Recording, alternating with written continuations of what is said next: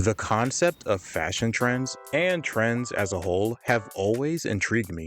I'm in my early 20s and I've witnessed and been a part of some trends that have come and gone. On Google, the definition of a trend is when a subject is the topic of social media for an extended period of time. Usually, with fashion, we'll see celebrities wear something and then we copy them. Outside of that, the rest of trends usually fall on the more humorous side of things. Back in the early 2000s, when the internet was still relatively new, it was just having its big heyday. With more people having access to it, it made sense that you'll begin to see more people express themselves in many ways. While it seems commonplace in today's time, you figure this was a very big deal 20 years ago. Just think of it, being able to essentially tell the world how you feel wherever you are and whenever you want. Along with this came a boom in our fashion sense. Trends like Y2K fashion were created, which included low-rise jeans, crop tops, and baby tees. If you watch movies from back then, you'll see it there too. Celebrities would also rock these trends during movie premieres and interviews and just, man, what a time to be alive. Now, some of you might be thinking, but Clark, the title says you lack the fashion sense. How did you dress during this time? Well, two things. In the early 2000s, one, I was still too young to wear any of that. Two, most of what I described were more on the women's side of fashion. For men, they would wear leather jackets, cargo pants, and rock frosted tips. If you've never seen this hairstyle, trust me, just pull up any episode of Jersey Shore or look up Guy Fieri. You know what? Don't worry about that last part. I'll do you one better. Boom. Here's a photo of Guy Fieri from 2006. Just beautiful. It wasn't until the 2010s that I tried figuring out my own style.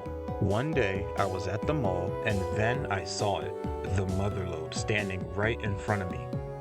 I knew in that exact moment I would find myself and become the man I am today. I took my first steps into Spencer's and a Hot Topic.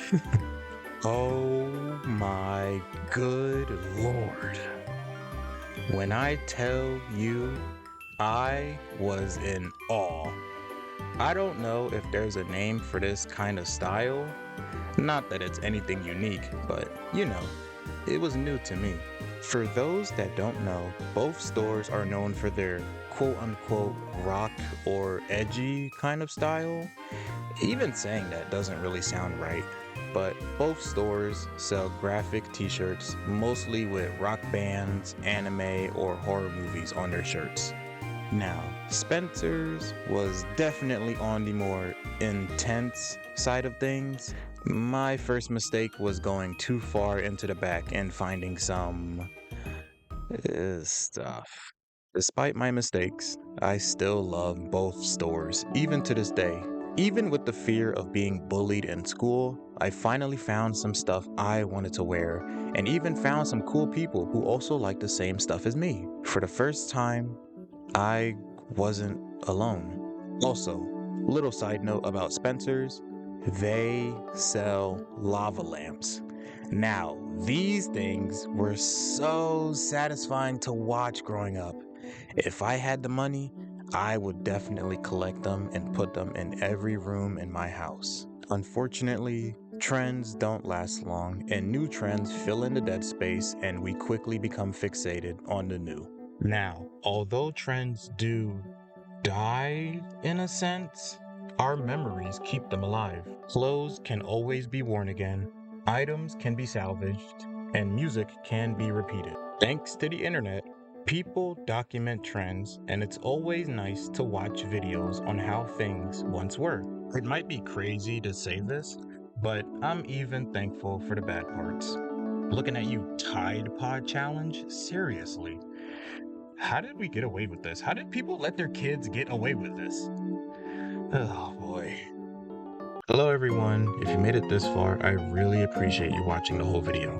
This ending is just going to be me ranting about some stuff, so if you want to watch it, you know, with my first video doing just amazing numbers, right? But you know what's crazy? I'm not upset about it. The views, I don't really care for. I like posting, and if I find a little niche and get people to watch my videos and like it, that's all that matters. But whatever.